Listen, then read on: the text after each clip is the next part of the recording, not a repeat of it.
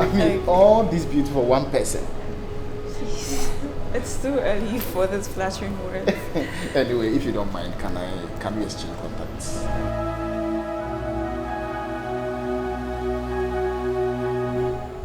Oh, you street course be a man because I'm doing what makes you. What's a big call? No, I said, oh, short, she's a big bar. Me know me, there is nothing personal here. Yeah, number call. It's better confuse a question. Oh, Hobia. Mamma Shafon. Maybe mention black. Na makasemi free in neighbor. Maybe mention white makasemi ko naming ceremony and asking if we the neighbor. Otimi mo akoma double be kuro. Kwasi ya. Shawachi. Me kasani ho na ochocho mi otiatia mi sa atantade. Na na jetimi jojo mi tia mi sa sakola bia wo sabi. Mete ni nchen. Oh, okay, can I adre kire? Yeah, Jesus.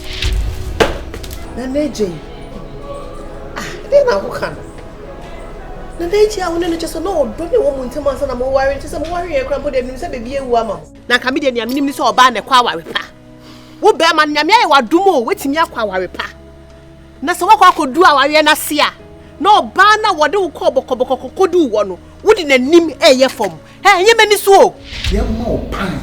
Never means some good, never quench, man. I mean, bo, and you knew it. Baby, and I said, Papa for one. No, being and no more will see a way who could see obey because I would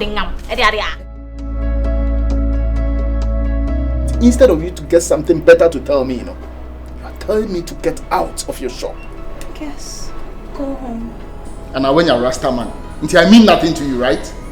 I am a chipo. You're calling me a chipo. What do you want, Mayamba? Wait a minute.